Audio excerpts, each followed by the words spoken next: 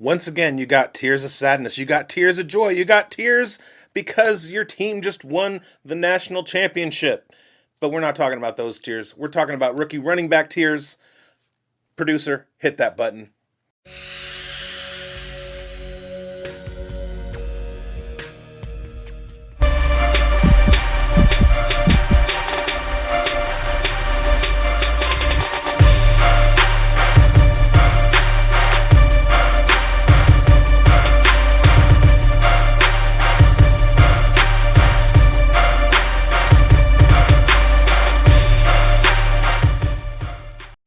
Welcome once again to another edition of the Dynasty Pulse right here on the Fantasy Sports Advice Network and quite possibly 105.1 talking West Tennessee.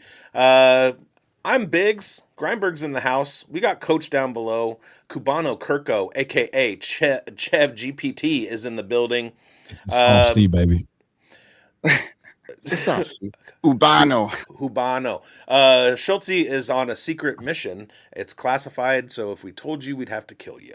But he will be back with us next week. We're here to talk about rookie running backs. We're going to crossfire. We're going to grill each other. You guys are here for it. We're glad you are. How are you boys doing?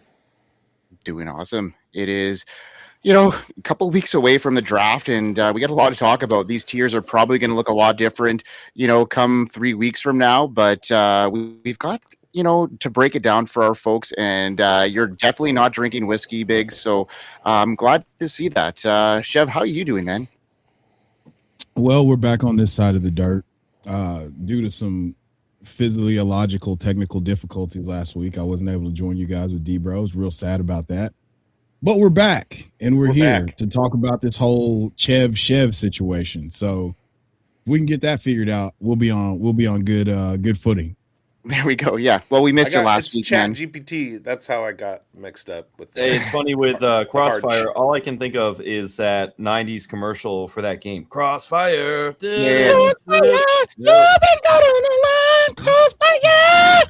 All I can think about is the actual show Crossfire. Where people that's a throwback. Yeah, that's way that back. Is a throwback. Yep. Oh my goodness. We even got that one up here in Canada. I had to actually adjust the rabbit ears up here pretty big, but my uncle had a satellite dish, so we were able to get the Crossfire down up here in Canada. Do you have aluminum foil to put on your rabbit ears? No, we call it aluminum here. Oh. I don't know what do you call it there in the United States? Tinfoil. Tinfoil. Yes. Everything's different there. Just slightly different. You guys silent I. Tinfoil. Gotcha. All right, boys. We are here, and we're here to talk about, running back tiers. We got our flat line back in action this week. We are going to each kind of talk about a guy that we're going to want to put in a certain tier, and then we'll break the tiers as a pick. So why don't we get this started off here? Who's our first on the docket? Okay, looks like Coach. I'm going to bring up the board here. Give me 1 second. I am Schultze today, so it's a bit tougher for me. All right, here's our board. I'm just curious why I've never had the first pick, but I'll give you the first pick next time. No, don't do me any favors. No. All right, so tier 1 is the bell cows. It's the 3 down backs with size, vision, pass catching, workload upside. These are the true dynasty anchors. Probably only this is a very short tier for this running back class. Tier 2 is the workhorses, guys with, high upside, strong profiles, starter potential, may lack one elite trade or a full, 3 down certainty, but these guys are going to have a role somewhere in an NFL team. And then we got tier 3, the committee sparks, explosive backs, big playability, or, a pass catching upside, but they lack certain, metrics that we're looking for them to really fully, break out. And then the situational grinders and then the dead weight. So, Coach, we're going to start with you, and we're going to bring up the first tier here. And who's in tier 1 for you? Hey, tier 1 imports, easy, simple, nice. We're going to throw in Jeremiyah Love. We already understand it's going to be top 8 draft capital. I do surmise that the New York Giants at 5 are trying to bait some teams into trading up, but that may not be even an issue to the forefront because it looks like the Tennessee Titans will go out there and get themselves some Jeremiyah Love. So I think we just park it here at tier 1. If I motion for us to move to tier 2. Yeah. I don't know if there's ever been a day where there could be such a quick tier break, but I'm going to vote with you here, there, Coach. I don't think there's anybody here that's going to be on that level. Bigz, do you agree with this? Absolutely. He is such my tier 1 that in a startup, I would not hesitate, even in Superflex, to take him over the quarterbacks. He's far and away the best running back in this class, and I think we can all agree on that. Chev, are you opposed to this, or are you in agreement of this? It is decided. It is decided. And I just want to put things into perspective, because we were talking a lot about Ashton Genty, pre-show and stuff like that, and how optimistic we are about him. And I'm kind of splitting hairs between him and Jeremiyah Love when it goes to startup value right now. They're going back to back, and I kind of see them, pretty equal as I did, Bijan and Gibbs, a couple of years ago. And I think in a year or two from now, we're going to be viewing these two in a similar spectrum as the 1-2. So I love this call here. I love this tier break, and let's get on to the next tier then. And who's next up on the docket here? It looks like it's Bigz. So Bigz, why don't you talk to me about who you want to see here in tier 2 and why you think they deserve to be the first guy in tier 2? Well, I'm going to start with who's here when I need a shoulder to lean on? I hope you're here when I need the demons to be gone. And it's not fair that I had to fight them all on my own. Look who's here when I needed a shoulder to lean on. That's Jonah by Kanye. Let's go Jonah Coleman. Throw him in there. Jonah Coleman in tier 2. So, for me, I think he's probably the safest out of all these running backs, the safest floor, probably the guy that, in our rookie draft prospect guide, I had Jonah Coleman as a guy that I went down on the tape on, and, I compared him to some Doug Martin kind of traits, and I don't necessarily have him as my RB2, but I certainly do agree with you here. Based off of, he can catch passes. He's going to have those goal line work. He's not the flashiest running back, but he's going to have that upside and a grinder, and maybe somebody that could progress into the 3-down workhorse role. So I totally agree with you here in tier 2. It could be a number of guys, and I certainly do think that Jonah Coleman believes needs to be in there. Anybody opposed to Jonah being in this tier? No. Not I. No. I love his 3-down profile. I love his size. In my defense, I've never heard that Kanye West song, so I apologize if I didn't spit effectively. But yeah, and the further that if you are grabbing Jonah in a rookie draft as your RB2 or RB3, or in a startup if you're drafting him as your third running back, the further he gets away from his surgery, the better he's going to be. We've seen it happen with all kinds of running backs that we kind of were hesitant on because they had a previous injury, but the further away they get, the better they get. So, love it. Yeah, I mean, I think this tier is one of the tiers that we're probably going to have 3, 4, maybe 5 guys in it, and there could be some controversy as the break happens. So it's on to me right now. And here's a guy that I certainly need to have in this tier. He is my RB2 currently in this class right now, before the draft, before draft capital.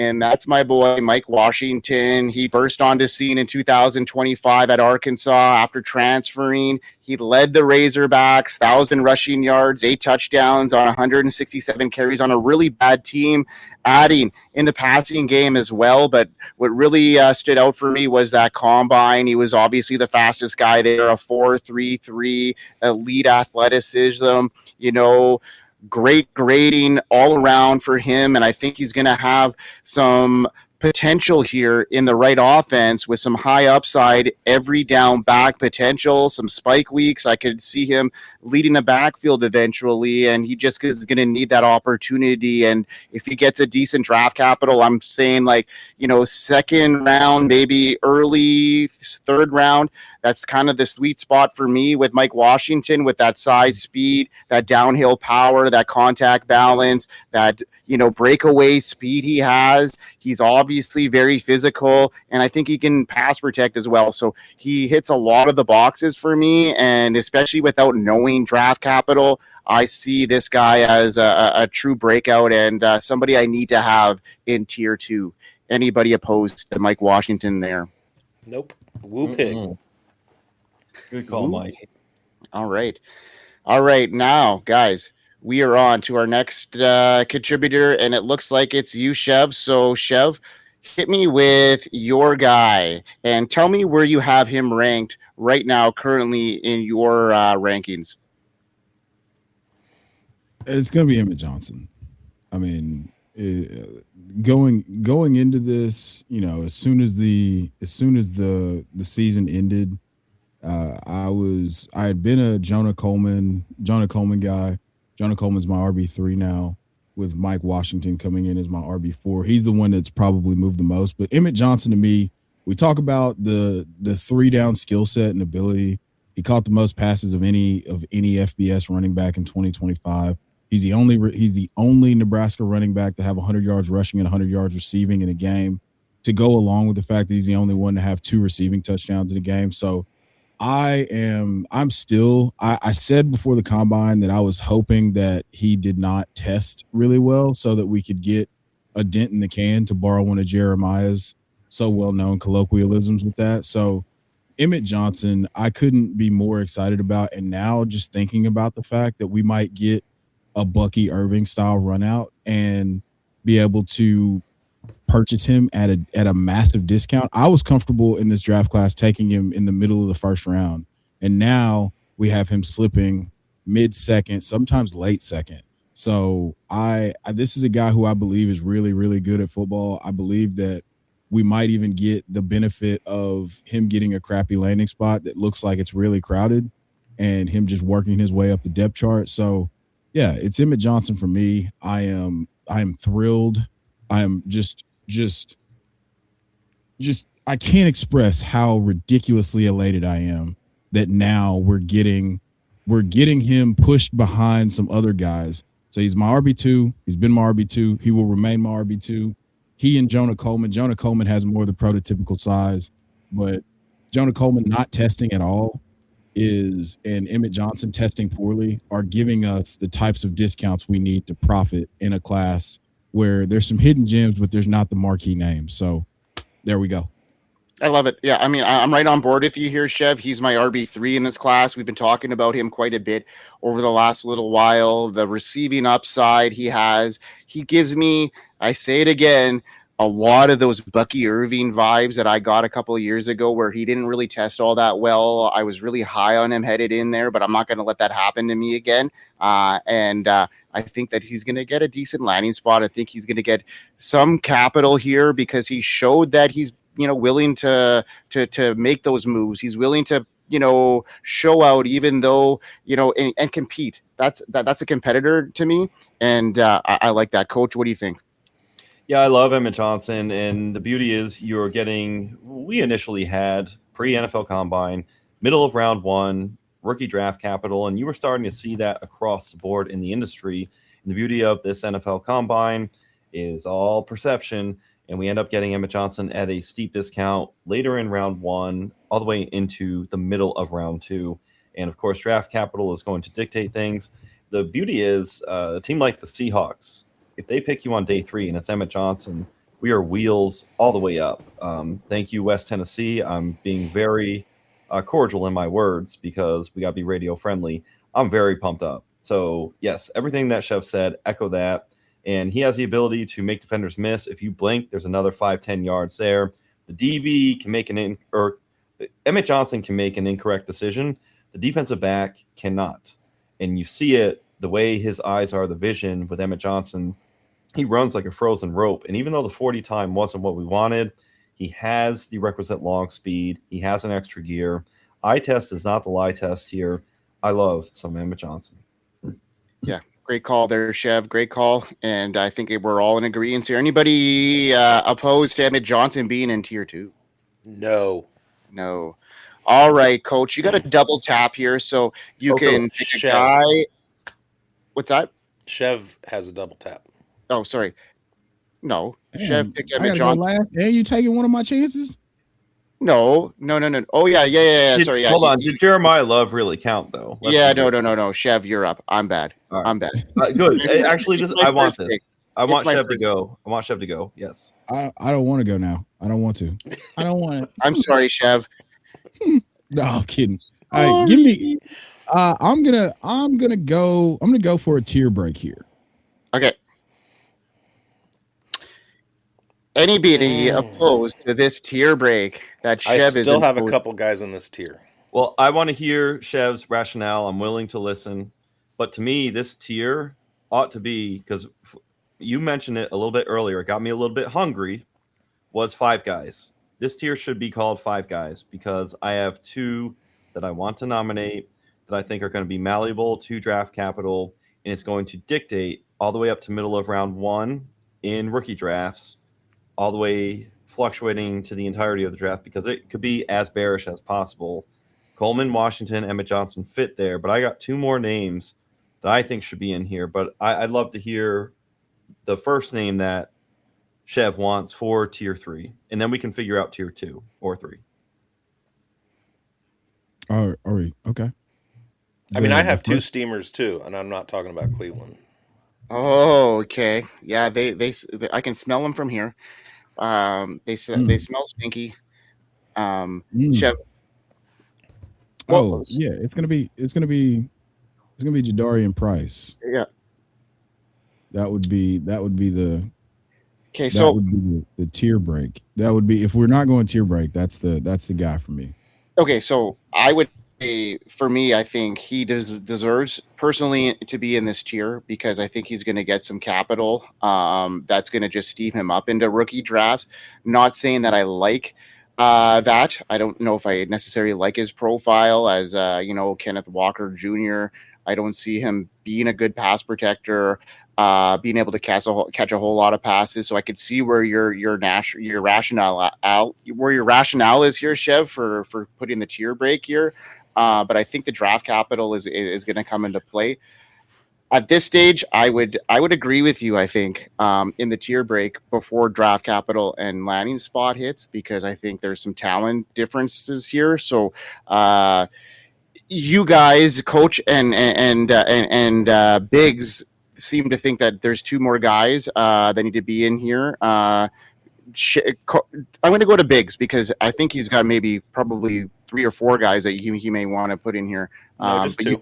But you can't put Jaden Ott in here. So I'm not. Yeah, big. I love that. I wasn't gonna. No, I had Jadarian Price. He's in my consensus rankings. He's my RB4. So if he's higher than somebody in this tier in my rankings, then I think he belongs in the tier. And then the other guy that I have is Nicholas Singleton. I think something happened to Singleton being in a committee, kind of similar to what happened with Quinshon Judkins and Travion Henderson. I think it kind of diluted his what we could see out of his performance. And if he had just been the strict bell cow at Penn State, I think he would have been ranked higher than he is. But I see both of those guys in models scoring better than some of the other guys in tier 2. Yeah. Au contraire, because the other player in his own backfield is who I think should be in here. Part of the 5 guys committee is Caitron Allen. Give me the 1 cut upfield runner, inside gap zone scheme need, power back, won't get taken down by arm tackles.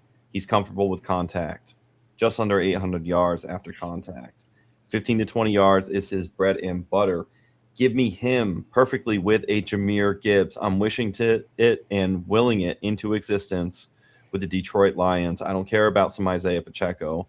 You get him paired with the Lions. You were talking about early round 2 at minimum in draft capital, maybe late round 1. He's going to pick up some steam, and we're not talking about Cleveland. What's out there is the lack of long speed, and He'll get 40 yards, get you down to the 5. But guess what? The coaches are confident in him to get the ball pounded in for a touchdown. Dave Kluge was on here. He's very high on Caitron Allen. There's some respected people out here who like him. I think you make this to your 5 guys. You go Jadarian Price and Caitron Allen. I'm not going to push too far against Singleton, although I personally don't have him there. I have him more in that tier 3 of that upside could be. But gentlemen, what do you think of what I said? And I'm fine with, making this a tier 3 if we want. But the way I see it playing out, draft capital wise, draft day, and resulting in our rookie mocks is this is a clump of 5 that's going to move that we can't quite put in a specific order. We think we have it. Like we think Mike Washington's number 1, and then pair on down. Maybe it's more steam for Jadarian Price because of Daniel Jeremiyah hyping him up. But we will get clarity. So to me, I'm parking these 5 here in tier 2 because we don't have clarity. I don't mind that at all. I think that, with it was tough for me because so here's my rationale for going for the tier break here. With Jadarian Price, I think that maybe we get a nut run out, but maybe he gets used like he did in tandem at Notre Dame, and it's not quite what we want to see. While we do believe that he has the requisite size and speed to be a factor back, we haven't seen it. Whereas with guys like Caitron Allen, it's very clear that he's an excellent football player. He just doesn't look like an excellent football player in the open field, but within 15 to 20 yards of the line of scrimmage, he looks like prime young Jerome Bettis or some sort of bowling ball with knives attached to it. So, I think that he's going to get better draft capital than what we're pretending. I think the worst case scenario for him is honestly being Brian Robinson Jr. But I think he could be a better player than Brian Robinson Jr. just based on the fact that he's been extremely prolific at the collegiate level. And while he doesn't have the home run hitting ability, he does have the ability. He was second in breakaway yardage in the entire NCAA this past year and in runs of 15 plus yards. So while he doesn't have the home run hitting ability that Nick Singleton has, he does have the ability to generate yards. And while in that committee with Nick Singleton, he dominated a rush for over 1,300 yards. He's the all-time leading rusher in Penn State history. And that's Saquon Barkley, Miles Sanders, Kajana Carter, you name it, Larry Johnson. Tucker Carlson. No. Oh, man. So we're not talking about Cleveland. You just absolutely, we're talking. I got some steam, and it's a reverse dragon face. So I think I'm fine with adding Caitron Allen. I would have to hard and vehemently deny, the running back version of Zachariah Branch and Nick Singleton. So I'll have to push back on that, but I'm good with Caitron Allen. Question, gentlemen, if this tier of players, because Crack Rock on X, I don't know how much you all follow him, but he's really geared in. He has connections to people in the league, and he's had a lot of predictions come right. He gets tidbits of information. Today he dropped, it's Jeremiyah Love top 8. And then at best, the next running back in this class goes in round 3. Does this change, gentlemen, how you view tier 2 or how things go in rookie drafts if this clump of 5 or 6 or 4, however many we end up having in this tier, does that create a chasm that's so big that kills this class? Or are you okay because you'll take it by landing spot? I think it's landing spot and where the NFL views rookie running backs at this point. I'd be more worried if it was wide receivers. That would probably affect my rankings a little bit more if draft capital, ultimate draft capital, was being looked at. But I mean, we saw guys that went last year that everybody kind of slips down a little bit further.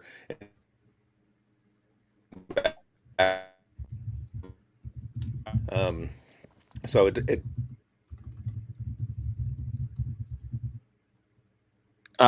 Yeah.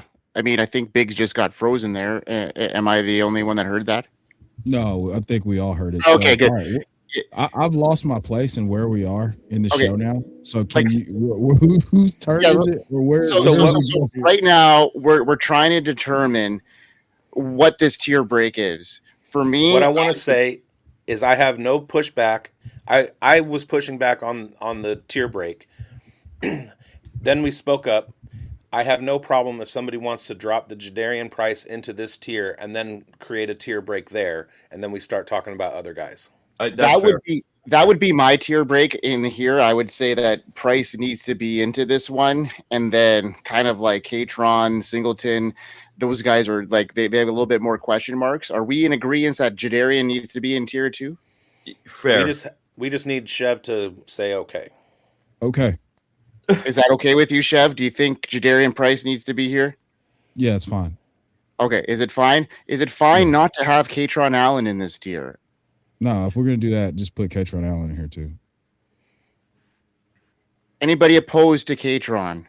No. Not I. All right, let's do it. All right. I think that's where we're at right now. Okay. As a consensus.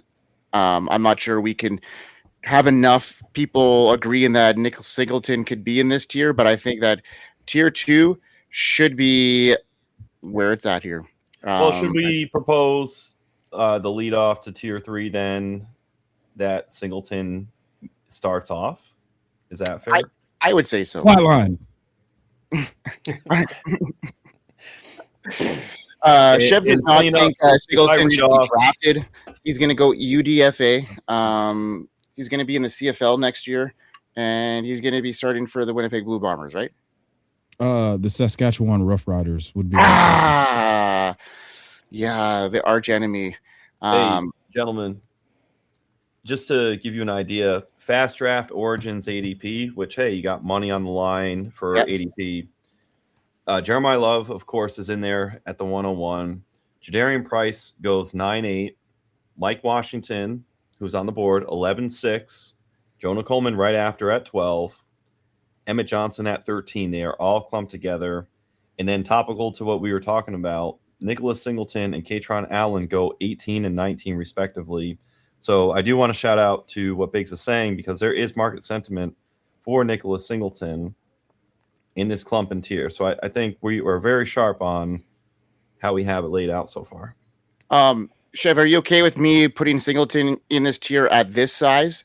Not like the Ted Hurst size that we had, but just like a small little guy, little emoji. So you don't even notice he's even in this tier yet. Well, the best way for me to not notice him being in this tier would be for him to not be in the tier. The first best time to not put him in this tier was before you put him in here, and then the second best time is right now.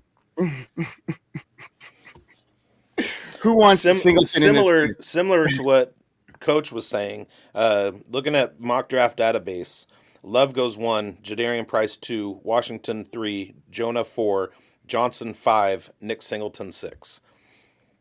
If he goes ahead of Caitron Allen, I will stop watching football and only watch Blue Octopus Ring secret cameras. Hey, would you eat a jar of mayonnaise? I would, yes, I would, but I would delete my account and then delete all of this from the internet so that you can never hold me to it. Well, I mean, we know how much you love Caitron Allen. That's not a debate. But when we start looking at things like what people in real time are paying for and what people doing their little mock drafts, what kind of draft capital we can kind of expect from Nick Singleton, it looks like he's right around RB6, and that puts him right here. Mm-hmm. I mean, you're going to go on a show in the next couple of weeks here, Chev, with one Jamie who, when you do your tight end show, you might have to bring up Nick Singleton. He's got him at his RB3 in the class here. So big dukes up for him. So you're going to have to shake some sense into him, maybe. I'm not in the business of trying to convince other people why I'm right. There you go. All right. So who wants Singleton in this category? Coach, are you okay with Singleton being in here? I'll allow it, and that's it. All right, you'll allow it. I like him here. I actually It's like like him. it's like slipping a pinky into the special spot. You don't ask, you just do it. Put it this way. Right? Here's a scenario where it's Ollie Gordon 2.0. He goes to the Kansas City Chiefs, and then you're playing out the Zach Charbonnet run out where you're thinking, okay, Kenneth Walker has some kind of an ankle or oblique injury, and it pops up, and oh my God, Nicholas Singleton, you got to have him on every team. All of a sudden, you're on the yesteryear prospect profile of Nicholas Singleton and seeing the hype for him at the bullish level. So again, this would be landing spot, and we'll get littered with this in day 3. All the hopium and upside. Kaelon Black, let's say he goes somewhere where he could be the bell cow, because I know Chev is very high on him, and that's why I mentioned him. He's a deep cut, who I know we'll get to later, but you just have to prospect these situations as well. So much of this is opportunity based, and that is part of the fun, because these players, we can argue until the cows come home how much how their talent is. This one's better than this one at this skill, what have you. But then again, team opportunity and draft capital can dictate so much. And even when you're SOL, if you're the handcuff in Washington, you're tied to a great offense. So yeah. So I'm gonna save it. I'm gonna save it because I have some aggressive things to say about Kaelon Black. All right, I love it. All right, so I guess it's up to me here to put another guy in tier 3. All right, he is my RB8, so I'm certainly going to put him up here. Hold on here, let me get him up. Come on, Damon Claiborne. yes, good call. Okay. Good call. I like Claiborne quite a bit, similar to how I like Emmett Johnson. I think he's got some pass catching chops. You know, he's an elusive back. You know, he's great after the catch as well. 4.37, 40 range. He's got great acceleration, the ability to create space, sharp with vision, tackle breaking quickness. You know, Coach, you've been up on him quite a bit. And whoa, Mike, we're on radio here. Let's pull it back. Go a little easy. Let's put some ice on it. I'll ice you down here because I don't want to get you too bricked up here. But yeah, I mean, I think Claiborne is going to fit into a PPR lineup pretty confidently, and I don't see him ever be in that bell cow role. I see him fitting in an offense in like a Tajay Spears type role, where he's going to be a very good accent to a bell cow that can grind up the middle. And give me some Damon Claiborne, and I think he's going to be a guy that is going to surprise in this draft, and he could steam up and be very versatile. So in PPR formats, I think he's a lock and a guy that could definitely be beneficial for your fantasy rosters. Like the Force, Mike, consensus is with you.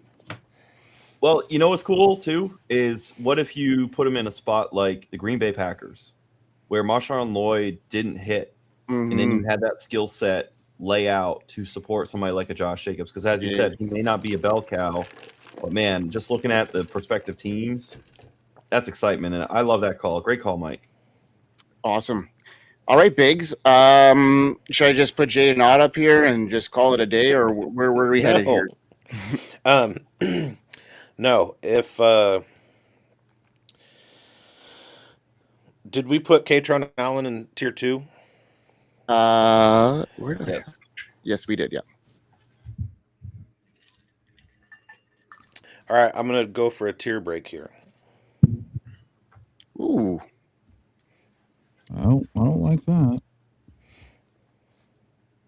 Chev, you're flatlining. Is that what that means? Are we doing a flat line here? Yeah, I want. Yeah. Yes. Who you putting in? Kaelon Black. Send it. Kaelon Black. But let's hear from you, Chev. You got the gospel. Well, first of all, he was the most impressive runner on the. I've said now a couple of times, I went into this Indiana magical run thinking that he was, Roman Hemby was my guy. Jeremiah, you know that. We've talked about it a lot. And then as time went on and the more of Indiana that I watched, I was like, wait, number 8 is out there cooking. And so the knock on his profile initially was long speed and pass catching. Well, if you go to watch his utilization at James Madison, references available upon request, he's catching passes and scoring from distance. Then he uses that, parlays that into the opportunity, rushes for over 1,000 yards on 186 carries and double-digit touchdowns. He runs a 4.41 at the pro day, so we answered the questions about long speed.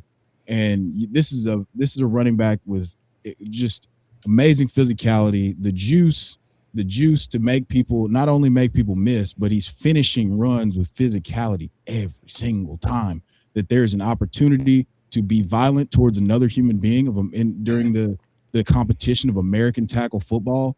Kaelon Black is your guy. So I am really, really bullish on him. I know he didn't get invited to the combine. I know that we're looking at day 3 draft capital. I know all these things, and I am still levitating above the cement aisle for this young man because the price is so repressed and it's a misnomer. It's mispriced. I think we're going to look back at this once football starts happening and be like, why did people not want more Kaelon Black? You're going to need more cowbell. It's not Black Hawk down. It's Black up into this tier in tier 3. I agree that this tier needs to be larger because of so many, broad prospects, profiles, and different traits that, they all lack something or another. So I'm super comfortable keeping this one open quite a bit here. Coach, what are your thoughts on Kaelon Black and keeping it open? Yeah, I like it. I like the call. And how about what if he gets paired with somebody like a Baltimore Ravens with a Derrick Henry? It's delayed, not denied. It's a perfect spot for him to squeak in and slide by. This would actually provide good cover for what Chev likes to do, where it's like, hey, I can scoop up on that Emmett Johnson discount. Hey, you can scoop up on the further just incognito Kaelon Black draft capital. So I would love something like that where he goes to the Baltimore Ravens and you get that further discount or that further cheaper price point, and then you're able to accumulate a lot of shares. And for me, round 4, be it whatever round you want to get your guy season in these rookie drafts, I'm very keen on what Chev is putting us on to go and get some Kaelon Black, because what's going to come out, and it's beautifully manifesting. It's a testament to Signetti, how he coached, but also a testament to all the players and championship level players who they all got into a room, they all bounded together and put their egos aside and did what was best for the team. And you're just going to see in the pros, you'll be like, wait, they can do this too. And it was just the offered skill set was for what the team needed. And you got some of that with the timeshare with Kaelon Black and Roman Hemby. And he did everything for the team, and he can do more. So that's going to be the cool, neat thing and angle. And the beauty is where we can profit is late in our rookie drafts. Love it. Okay, Bigz. You were the one that mentioned the tier break here. First of all, talk to us why you wanted the tier break. And now that we know that it's not happening, who would you add to this if you were to add a guy to this tier because of that? I wanted the tier break because this is the upper limit in my eyes of guys who are going to contribute right away. There's a whole bunch of names that come right after Caitron Allen and Damon Claiborne that I think belong together. I think Nicholas Singleton and Damon Claiborne as this tier is fine. I think everybody else, the next six or eight names on my board are all bunched together, and I don't think that they're on the same level as Singleton or Claiborne. That's why I wanted the tier break. Next guy I would throw in then would be Seth McGowan. McGowan. All right, let's do it. Talk to me about Seth McGowan. I mean, there's not a lot to say. He's a really good football player, and the tape shows it. So I'm kind of out of helium right now. You're out of helium right now. But are you out of steam? Like not the Cleveland type. Well, here's rookie steam at 24 and 18 receptions back-to-back respective years. Here's some helium, and now here's a guy. Some strengths on Seth McGowan. Diagonal cuts show from lateral ability and efficient turn upfield. He gains open space. He can become a downhill runner. He's as a receiver, he'll shift seamlessly to show release for his QB, swing passes, check downs. He has some slasher ability. And then, of course, what's priced in because he's a tier down. He's down in tier 3, and he's probably day 3, right? Well, he's a willing blocker, but he's not the most able blocker. He's got the power to push the pile, power to drive and blocking from the lower half, but he runs high and tall, so he loses some leverage. So being able to push that pile a little bit more, not always there. Outside stretch for a touchdown, he goes down on first contact. That's an issue. So these are small things, but again, price point in, you pay a cheap price in rookie drafts, and NFL teams are going to pay a cheap price for Seth McGowan. He's not a grade A tier 1 import player like Jeremiyah Love, and he's not even in the batch of the tier 2 5 guys batch that we talked about. So he's here at the party in tier 3, and he's worth a ticket, kind of like Kaelon Black, Singleton, and Claiborne here. You've got a certain ticket ability where, hey, I'm going to place my bet and hopefully it profits. Love it. All right, Coach, you got a double tap here. So how would you like to go? We'll finish off this round before the end of the show here. So you got 2 guys here, and then we'll go back to Bigz. Then I'll have one, and then Chev will finish the show off. So I think it gets diluted and delineated, and I think after Kaelon Black, we could have slashed where Seth McGowan was and have Seth McGowan in the next tier. But I think that's just just getting too granular. So I'm fine with. I propose going to a tier 4, and we're kind of whittling down to archetype and role in players. And the 2 players who I'm going to nominate have some PPR upside, and that is Adam Randall from Clemson, and then Jamari Taylor, running back from Virginia. And for Adam Randall, he's 6'3", over 230 pounds. He's a 4-star as a wide receiver when he was recruited, and then he decided to stay home in South Carolina. Some notes that I have on Adam Randall: provides a big target. He's patient for his blockers. He protects the ball, shifts the ball to the outside boundary arm.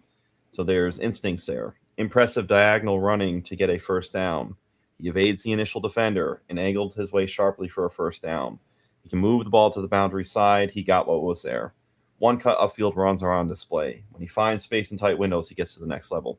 Adam Randall, my main takeaway on him, he's the running back version, not in a derogatory way. He's a running back version of Zachariah Branch, where what is the aim that you want for Zachariah Branch if you're trying to preach the gospel of Zachariah Branch? It's get the ball in Branch's hands in open space so he can do damage. Ironically, there's so much size that Adam Randall has, but you want the same thing. Coaches want the same thing. Adam Randall to get the ball in space because he can do damage. He's a momentum runner. Now, will his instincts as a receiver out of the backfield translate the same?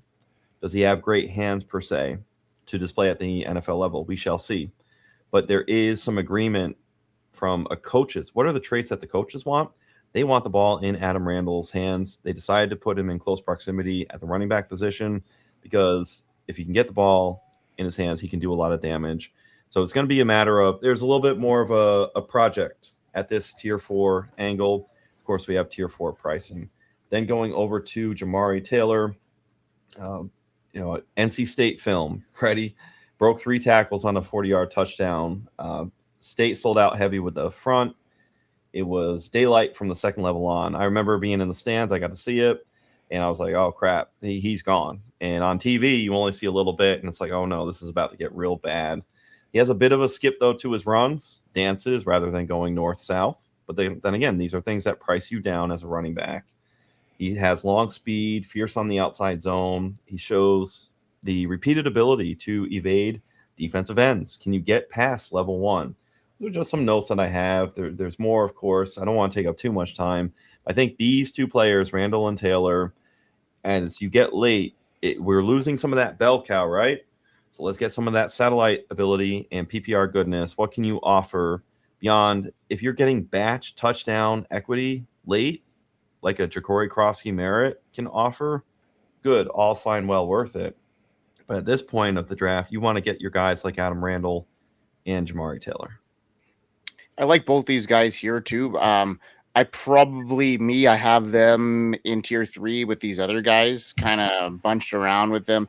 Maybe Randall a little bit lower. I have Taylor as my RB9, so I think he fits right into tier 3. I'm not opposed to a tier break there, but anybody opposed to a tier break at 3 there? No. Wait, so are we on tier 4 now, or is Yes, this would be a tier 4. Like this is a good spot here. Yeah, I'm cool with them. I'm cool with we're going here. Yeah. Awesome. Okay, Bigz, give us a guy that you need to get into this tier. Please talk to us about Jadarian. Are you going to do it? No. Man, permission. Come dude. on, man. No, I'm going Le'Veon Moss here.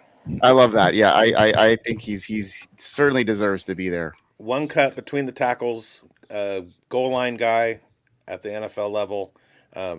He's not good in pass protection. He's not an elite receiving back, and he's going to have a very specific set of duties.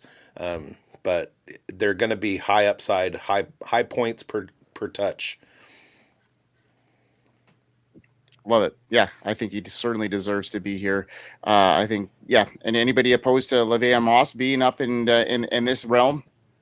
No, that's valid. I like it. Yeah, agreed. All right, I got one more here, and then Chev, it'll be you to end it. You know what?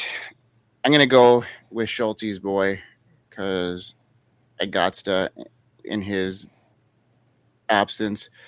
I'm going to go with Robert Henry, and that might cause some criticism here, but I don't care. He's my RB11 right now headed in here. I know that, UTSA, not a big school, but he was efficient with his rushing, flash toughness, vision, highlight his compact build, ability and traffic. He's got modest size, and I think he profiles in a committee backfield, but I think he's going to have some flex potential. Might go UDFA, but right now, he's shown me some good things in film.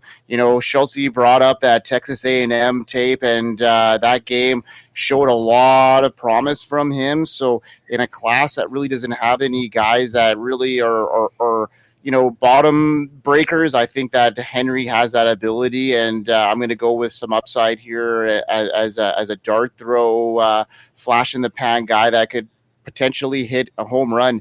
I know he's not big, 5'9", 205, but shows me some skills and that contact balance and toughness. I think I'm going to, throw some bets on here, and I think he deserves to be in this tier.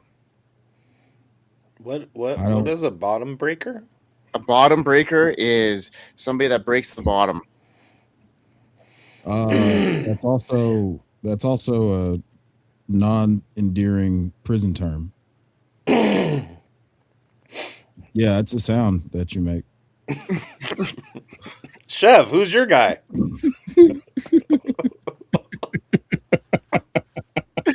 I've never been to jail, guys. Me either. But I did watch a lot of Oz as a child. I'm sorry to hear that. I'm sorry. I apologize for ruining the moment and possibly the rest of it.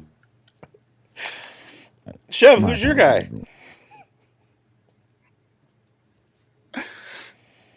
Oh, we lost Chev's mic. Did we lose him? No, we didn't. There you go. He's contemplating. I got Chev, 3 guys left. Did we? What's going on here? No, you're good. You're good. You got your last tier 4 guy. Oh, I think he froze. He's frozen out of the chat here. So, I'm gonna say after Chev's pick, I want Terrian Stewart and Jaden Ott to start tier 5, guys that might be career backups probably won't have a role in their rookie seasons. Guys who have further outlook, but do have nice physical profiles and size, and have been traditionally productive as bell cow type backs. I love that Jadarian Stewart call, Bigz. I wish he would have been at the combine. The couple of these guys like Kaelon Black, some of these guys that never got that invite, which is kind of perplexing. But I would have loved to have seen him do something there. And I think that he's a guy that, in the prospect guide, when we were looking at him, I was looking pretty deep, and I really loved what I saw. Like I did a prospect report on him, and I think that he could be a game breaker. So be interesting to see how that shakes out there. I would call tier 5 the Larison Memorial tier. All right. Nice. All right, Chev, bring us home here. Who is your last guy you need to get in this tier? Hopefully I made an emoji for him. Jamarion Jam Miller. Yes. Jam Miller. Okay, let me make that up here. Talk about him. Thank you. Do I have to talk about him? Can I just do this the whole time? You can do it all. Can I just do that? Yeah. I traded for him in Campus to Canton. So we're a little confused by the run out, right? Because going into this season, we all viewed him as a superior prospect to Justice Home Run Haynes. And, Justice Haynes went and solidified himself as one of the studs in the 2027 class. He could have come out this year and probably made some noise as one of the top 5 running backs, but he goes back to school. Jam kind of underwhelms after looking electric in 2024. I mean, we had the concussion against Missouri, and then just overall inefficiency in that run game. Like, they've got some real talent down there. But the point here is that Jam Miller has a 3-down skill set. He's an adept pass catcher. We saw that in 2024. He's a guy who can stick his foot in the ground and get vertical, and it looked like a Sunday guy. So I know that might be a little bit of hype and coach speak, but the eye in the sky don't lie. And in 2024, I fully believed that this was a Sunday guy. We had a bad outcome, but then we were confirmed in what we saw in the athleticism by a 4.41 40. So now we might get a little bit of draft capital to help us along and potentially get a favorable spot. And if that happens, Jam Miller becomes one of the most undervalued, untalked about. Nobody's going to be thinking about him. You just stash him away as a 4th round pick, and he goes into camp. All of a sudden he's catching passes. He's frying linebackers. He's making people miss in short areas. He's getting tough yardage in the goal line, the 9-on-7 drills. And you're like, whoa, where did Jam Miller come from? And everybody's like, hey bro, I'll give you a second for Jam Miller. And you're like, get off my lawn, old man. All right. And they're like, hey, but historically, and I'm like, sir, this is an Arby's, leave me alone. But all that being said, we're going to get a whole reverse dragon fire outcome with Jam Miller if we can just get a decent landing spot. Love this, guys. Great show. We're going to recap the tiers, but Bigz, you wanted to add your Larison tier, which is tier number 5. Do we want to just quickly jam a bunch of people in tier 5 here? Start with Jaden Ott and Terian Stewart. Anybody else that you think that needs to be in that tier, guys, that you see out of your Desmond Reed Hemby in there? Yeah, Hemby needs to be in there. I would say Noah Whittington. Yeah. Desmond Reed. Yeah. Maybe CJ Donaldson. Yeah, Donaldson. All right. We'll talk about that when we get off camera because I want to know what you guys think. What about Trip Trayaneneman? What did you say? Exactly. There are 5 or 6 guys in this draft class that I think would have benefited a lot more from coming out last year, and really hurt their draft stock playing out the 2025 season. And we've mentioned a bunch of them already, but Trainum is definitely one of those guys. Made an ill-informed transfer decision. It turned out not hurting Quinshon Judkins. Like, his transfer decision turned out not hurting him as much as I thought it would. Travion Henderson not coming out when he could have didn't hurt him quite as much as it could have. Nicholas Singleton is in that same boat. Should have come out last year. Like there's a whole bunch of them. So throw them all in tier 5, the Land Larison Memorial tier. So is that where we're throwing Nick Singleton in tier 5? No. I follow that. Yep. All right, guys. I was right there with you, ready to agree hard. Yeah, I know you were, Chev. All right, let's just recap these tiers for our audience because it was a banger of a show. We broke down the rookie prospects and their tiers for you all to deep dive into your rookie drafts here, folks. So tier 1 is a single player, Jeremiyah Love. Love to see it. No one else is in that tier with him. And then we got tier 2. Bigz started it off with Jonah Coleman, needed to get him in there. I had Mike Washington in there. Chev threw in there Emmett Johnson, and then Caitron Allen and Jadarian Price ended up sneaking in there after some debate.